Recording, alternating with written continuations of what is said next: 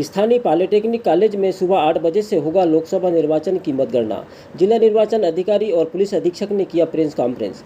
बालाघाट सिवनी लोकसभा निर्वाचन 2024 की गणना को लेकर जिला निर्वाचन अधिकारी डॉक्टर गिरीश कुमार मिश्रा ने प्रेस कॉन्फ्रेंस कर बताया कि स्थानीय पॉलिटेक्निक कॉलेज में प्रातः 8 बजे से लोकसभा निर्वाचन के मतों की गणना की जाएगी, जिसके लिए विधानसभावार अलग अलग टेबल बनाए गए हैं। आयोग द्वारा पूरी तैयारी कर ली गई है। सुरक्षा की दृष्टि से सीआरपीएफ, एसएफ और स्थानीय पुलिस बल के जवानों को तैनात किया गया है।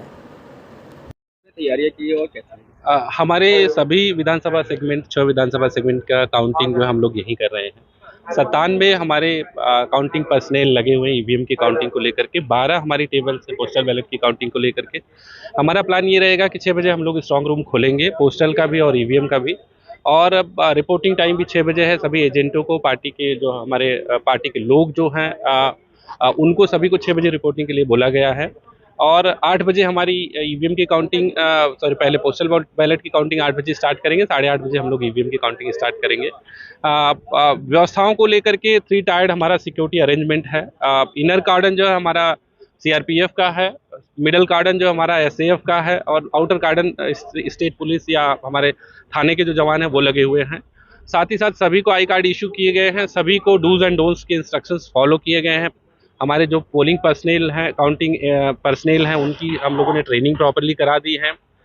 इंस्ट्रक्शंस हमने सभी जो हमारे कैंडिडेट्स हैं, उनके निर्वाचन अभिकर्ता हैं, उनको डूज एंड डोंट्स और उनकी ट्रेनिंग करा दी है।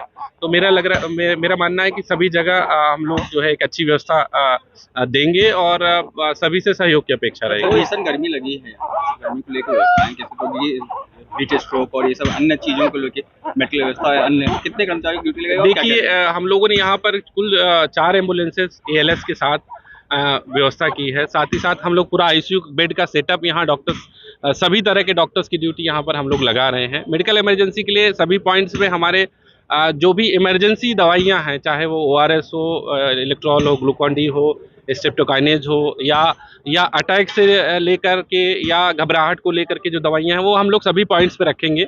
डॉक्टर्स को ब्रीफिंग कर दी गई है। मुझे लग रहा है कि किसी तरह की कोई दिक्कत नहीं होगी।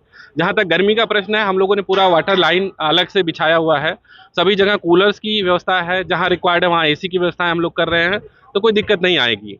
सर, 2 स्थान पे गणना की व्यवस्था है, तो कितने राउंड गणना होगी, क्या शेड्यूल भी? देखिए, जो हमारे टेबल्स हैं, चूंकि बैहर विधानसभा में सबसे ज़्यादा बूथ हैं, हमारे टेबल्स की संख्या वहाँ 21 है और 14 टेबल्स जो है हमारे 16 टेबल्स 3 विधानसभाओं में है, 14 टेबल 2 विधानसभाओं में है।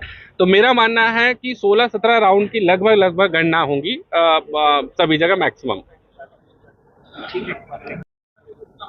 सर, कल 4 जून को मतगणना होना है। बालाघाट थोड़ा सेंसिटिव जिला माना जाता है, तो सुरक्षा के लिहाज से किस प्रकार की आपकी व्यवस्थाएं की गई है? 4 जून को काउंटिंग को लेके पूरी व्यवस्थाएं चुनाव आयोग के निर्देशानुसार यहाँ पे की जा चुकी हैं। कलेक्टर साहब ने कंटिजेंसी लेवल पे भी सारी चीज़ों को ध्यान में रखा है और जहाँ तक सिक्योरिटी का एंगल है, 3 टियर सिक्योरिटी का डायरेक्शन है इलेक्शन कमीशन का, जिसमें आउटर कॉर्डन पे हमारी डीएफ लगी रहेगी 100 मीटर के दायरे के बाहर और मिडिल कॉर्डन पे एसएएफ है। इनर कॉर्डन पे सीआरपीएफ की एक कंपनी को डिप्यूट किया गया, तो एक प्लेटून लगी है। तो ये है। उसके अतिरिक्त सभी जितने भी एजेंट्स हैं, सभी पॉलिटिकल पार्टीज़ को अवगत करा दिया गया है कि क्या क्या चीज़ें आप ला सकते नहीं ला सकते। अपील ये रहेगी कृपया उसका अक्षरशः पालन करें, क्योंकि जो फोर्स लगा हुआ है वो फिर उन चीज़ों को अंदर जाने से पूरी तरह वर्जित रखेगा, रोकेगा। तो असुविधा ना हो, इसके कारण यथासंभव कोई भी इलेक्ट्रॉनिक गैजेट्स न लाए जाएं। किनको आने की अनुमति है, कहाँ तक आने की अनुमति है, ये सारी चीज़ें पॉलिटिकल पार्टीज़ को अवगत करा दी गया है और मुझे उम्मीद है कि काफ़ी अच्छे माहौल में कल का पूरे counting process complete. Line of order के लिए क्या व्यवस्था है, क्योंकि जैसा यहाँ होता बाहर हुजूम रहता है, उसको कंट्रोल करने का? जैसा मैंने बताया, लगभग 600 का बल सिर्फ जिला बल का लगाया गया है और इसके अतिरिक्त सीआरपीएफ एसएएफ का अलग बल है। जैसे रुझान आने शुरू होंगे उस दौरान जो कानून व्यवस्था या फिर लोगों के बीच में जो एक्साइटमेंट बनता है, उस चीज़ को कंट्रोल करने के लिए हमारी टीम्स लगातार लगी रहेंगी, पेट्रोलिंग भी करते रहेंगे लोग। और चूँकि गर्मी बहुत ज़्यादा है तो उसके अनुसार भी हमने व्यवस्थाएं हर जगह पे की।